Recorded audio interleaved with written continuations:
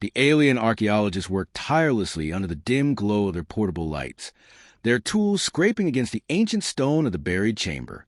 The air was thick with dust and the weight of millennia. At the center of the chamber stood the artifact they had spent years searching for, a suit of armor, pristine and untouched by time. Its surface shimmered faintly, as though alive, and its design was unlike anything they had ever seen. Sleek, seamless, and radiating an aura of power. The team leader, a seasoned scholar named Valen, approached cautiously, his multi-jointed hands trembling as he reached out to touch it. The moment his fingers brushed the surface, a low hum filled the chamber, and the armor seemed to pulse with light. Valen recoiled, his heart racing. This was no ordinary relic. Legends of the armor had circulated for centuries across the galaxy. It was said to be a creation of the ancients, a long-extinct race whose technology far surpassed anything known today. The armor was rumored to be indestructible, a weapon of unimaginable power. But it was also cursed. Every species that had attempted to wear it had been violently rejected, their bodies torn apart by an unseen force. Some believed the armor was sentient, choosing its wearer based on criteria no one could understand. Others thought it was a trap, a cruel joke left behind by the ancients. Valen's team had dismissed the stories as superstition, until now. The team gathered around the armor, their voices hushed as they debated their next move. Valen insisted on caution, but one of his colleagues, a young and ambitious scientist named Krell, was eager to test the artifact. "We've come this far," Krell argued, his voice tinged with excitement. "We can't leave without answers." Reluctantly, Valen agreed. They would attempt to activate the armor, but only under controlled conditions. Krell volunteered to be the first to try it on, his confidence unshaken by the warnings. The team set up a containment field around the armor, preparing for the worst. Krell stepped forward, his exoskeleton clicking softly as he moved. He reached for the armor, and as his hands made contact, the hum grew louder, vibrating through the chamber. The armor's surface rippled like liquid, and for a moment it seemed to welcome him. But then, without warning, a blinding light erupted from the artifact, and Krell was thrown backward with incredible force. He slammed into the wall, his body crumpling to the ground. The team rushed to his side, but was too late. Krell was dead, his body scorched and broken. The chamber fell silent, the weight of what had just happened settling over the team. Valen stared at the armor, his mind racing. Why had it reacted so violently? What was it searching for? The legends were true. The armor was no mere artifact. It was a force of nature, a being with its own will. And it had rejected Krell, just as it had rejected every other species that had tried to claim it. Valen's thoughts turned to the stories he had heard as a child. Tales of a great war fought by the ancients against a cosmic threat. Could the armor be connected to that war? Was it waiting for something, or someone? The team decided to transport the armor to a secure research facility, hoping that further study would reveal its secrets. As they carefully loaded it onto their ship, Valen couldn't shake the feeling that they were tampering with something far beyond their understanding. The armor's hum continued, a constant reminder of its presence. It was as though it was watching them, waiting for the right moment to reveal its true purpose. Valen didn't know it yet, but that moment was closer than he thought. Far beyond the reaches of their galaxy, a long-dormant threat was stirring, and the armor's awakening was no coincidence. The stage was set for a confrontation that would change the fate of the universe, and humanity would be at the center of it all. The human exploration vessel Odyssey descended to the planet's atmosphere, its engines humming softly as it approached the coordinates provided by the alien archaeologists. Captain Elena Reyes stood on the bridge, her sharp eyes scanning the terrain below. The planet was barren, its surface scarred by ancient cataclysms, but the energy signature they had detected was unmistakable. Something of immense power lay buried here, and Elena was determined to uncover its secrets. Her crew, a diverse group of scientists and engineers, buzzed with anticipation. They had spent years searching for remnants of the ancients, and this discovery could be the breakthrough they had been waiting for. The Odyssey landed near the excavation site, and Elena led her team out into the harsh environment. The alien archaeologists, a species known as the Ketheri, greeted them with cautious curiosity. Valen, the leader of the Ketheri team, stepped forward, his elongated limbs and shimmering exoskeleton glinting in the dim light. "We were not expecting visitors," he said, his voice tinged with suspicion. Elena extended a hand in greeting, her expression calm but firm. "We mean no harm," she replied. "We're here to learn, just like you." Valen hesitated before shaking her hand, his grip surprisingly strong. The humans were an enigma to the Ketheri, a young species, yet one that had already made a name for itself through sheer determination and ingenuity. Valen led the humans to the chamber where the armor was kept, his movements slow and deliberate.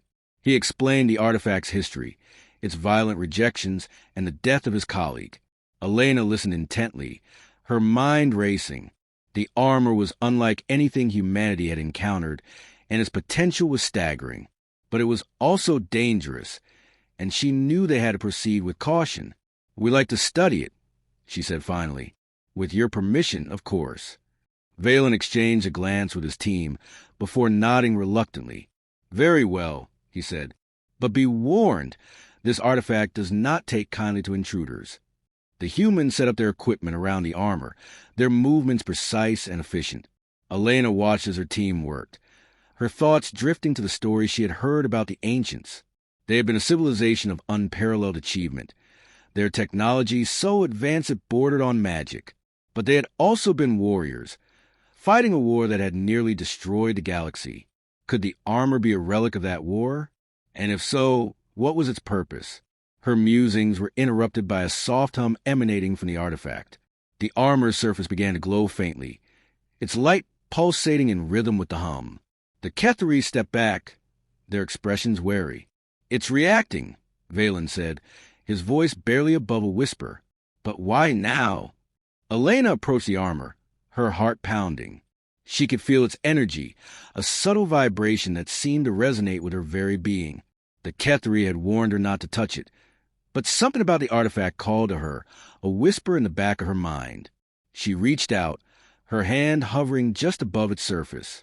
The hum grew louder, the light intensifying. The Ketheri tensed, expecting another violent rejection. But instead, the armor's glow softened, and the hum became almost melodic. It was as though the artifact recognized her, welcomed her. Elena's breath caught in her throat. What was happening? The Ketheri were stunned. They had never seen the armor react this way. Valen stepped forward, his eyes wide with disbelief. "This is unprecedented," he said. "The armor has never responded to anyone like this before." Elena withdrew her hand, her mind racing. Why had the armor reacted to her? What made humanity different? She turned to Valen, her expression serious. "We need to understand this," she said. "If the armor is choosing us, there has to be a reason." Valen nodded slowly, his initial suspicion giving way to curiosity. "Perhaps," he said. "But be careful, Captain.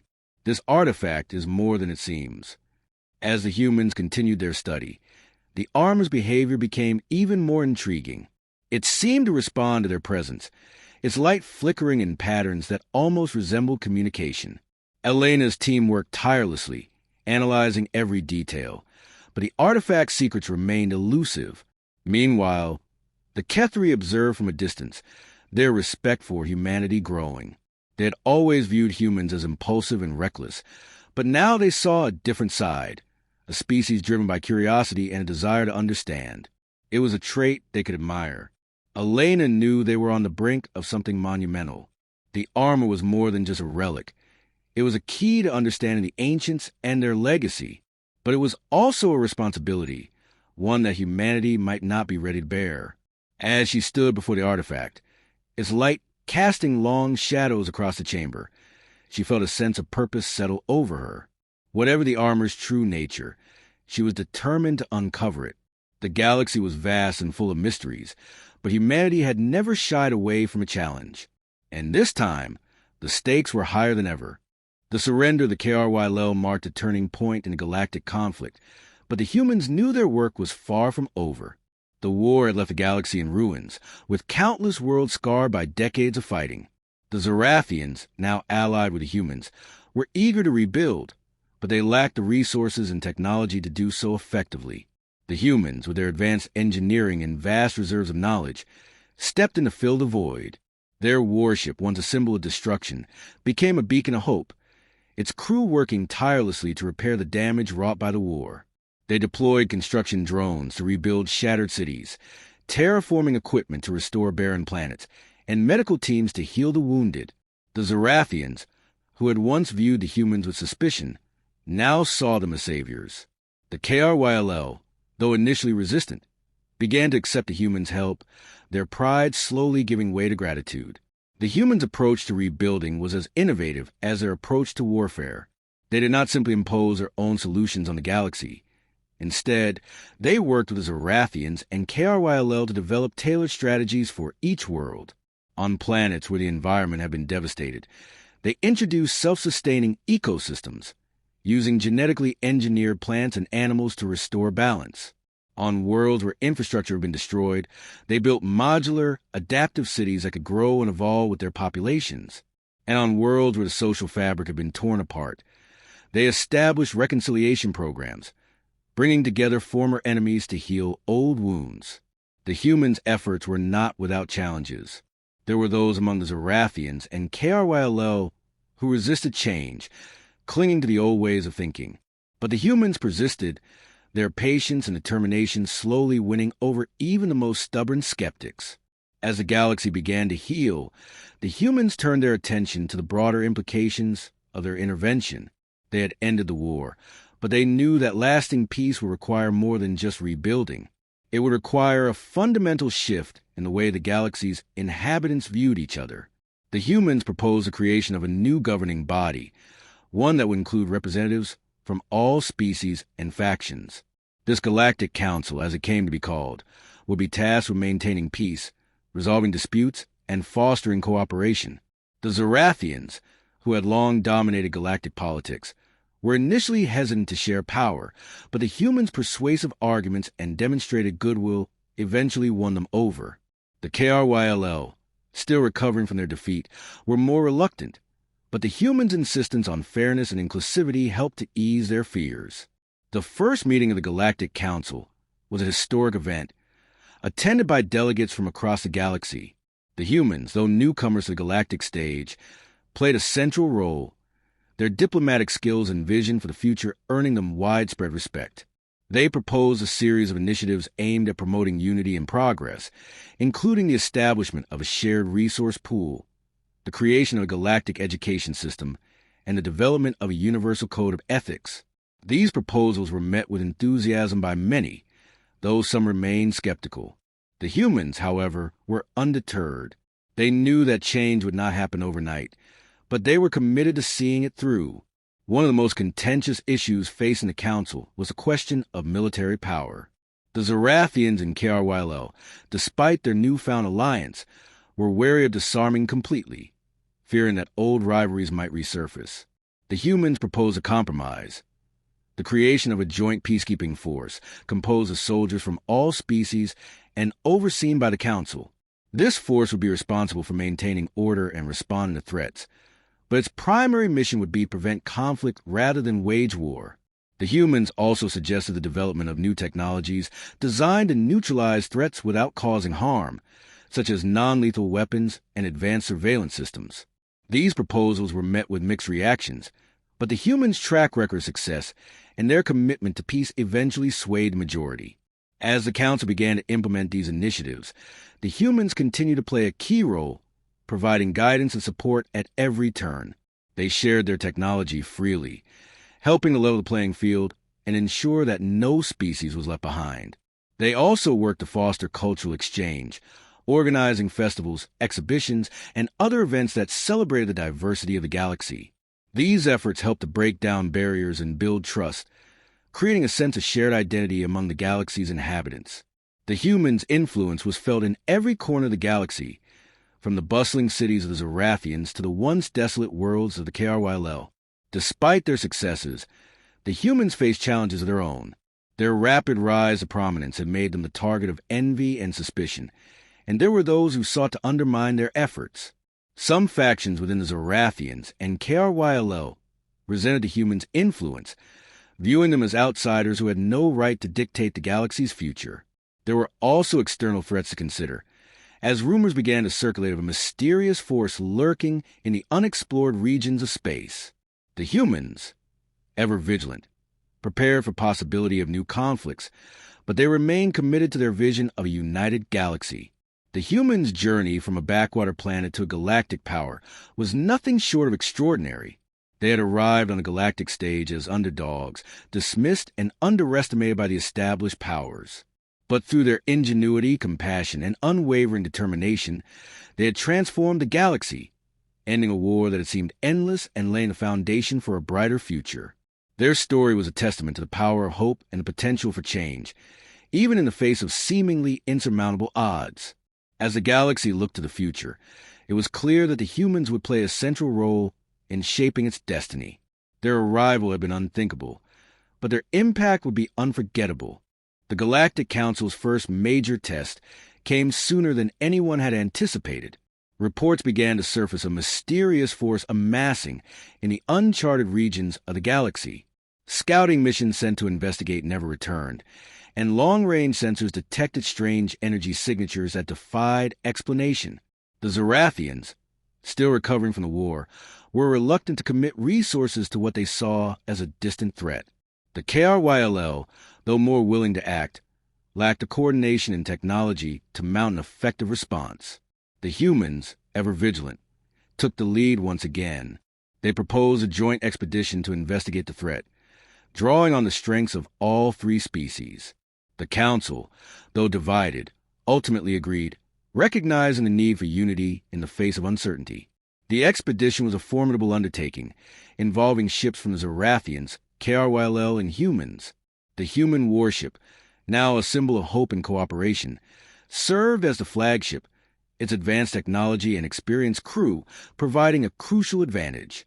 As the fleet ventured into the uncharted regions, they encountered strange phenomena, gravitational anomalies, spatial distortions, and signs of advanced technology far beyond anything they had seen before.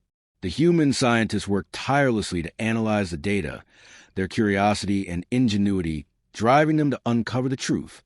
The Zorathians, with their expertise in bioengineering, contributed valuable insights, while the KRYL provided raw firepower and tactical knowledge. Despite their differences, the three species worked together seamlessly, their shared goal overriding old rivalries. The source of the threat was finally revealed, an ancient, highly advanced civilization that had long ago retreated from the galactic stage. This civilization, known as the Vorith, had once ruled the galaxy with an iron fist, their technology and military might unmatched. But their empire had collapsed under the weight of its own hubris, and the survivors had fled to the fringes of the galaxy, where they had remained hidden for millennia. Now, for reasons unknown, they had returned, their intentions unclear. The Vortha's ships were unlike anything the expedition had encountered, their designs both beautiful and terrifying, their weapons capable of devastating entire star systems. The humans, realizing the gravity of the situation, urged caution. They proposed an attempt at diplomacy, hoping to avoid another catastrophic war. The Vorith, however, were not interested in dialogue. They saw the galaxy's inhabitants as inferior, unworthy of sharing the stars with them. They launched a sudden, devastating attack on the expedition, their superior technology and tactics quickly overwhelming the combined fleet. The humans, though prepared for the possibility of conflict, were taken aback by the Vortha's ferocity. Their warship, though heavily damaged, managed to hold the line, its advanced systems and skilled crew buying time for the rest of the fleet to retreat. The Zorathians and KRYL, shaken but determined, regrouped and prepared for a counterattack. The humans, however, had a different plan. They proposed a daring strategy. Instead of engaging the Vorith head-on, they would use their technology to disrupt the Vortha systems and create an opening for a diplomatic overture. The plan was risky, but the Council agreed, recognizing that brute force alone would not be enough to defeat the Vorith. The humans' warship, now repaired and reinforced, led the charge, its gravity well generator and drone swarms playing a key role in the operation. The Zorathians and KRYL provided support, their ships creating diversions and drawing the Vortha's fire. The human scientists, working around the clock, managed to decipher the Vortha's communication protocols, allowing them to send a message directly to the Vortha's leaders. The message was simple but powerful. We do not seek to fight you. We seek to understand you. Join us, and together we can build a galaxy worthy of our shared potential. The Vorth, though initially dismissive, were intrigued by the humans' audacity. They had expected resistance, but not this. The humans' willingness to risk everything for the sake of peace was something they had not encountered before. After a tense standoff, the Vorth agreed to a temporary ceasefire, allowing for negotiations to begin. The humans, along with representatives from the Zorathians and KRYL, met with the Vortha's leaders. Their discussions fraught with tension, but also hope. The Vorth, though proud and aloof, began to see the galaxy's inhabitants in a new light.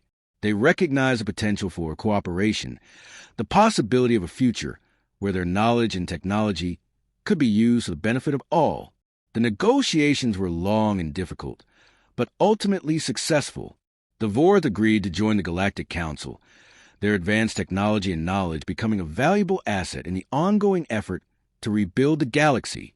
The humans, though instrumental in brokering the agreement, were careful to share the credit with their allies, emphasizing the importance of unity and cooperation. The Zorathians and KRYL, once bitter enemies, now stood side by side with the humans and Vorth, their shared experiences forging bonds of trust and mutual respect. The galaxy, though still scarred by the wounds of the past, began to heal, its inhabitants looking to the future with hope and determination.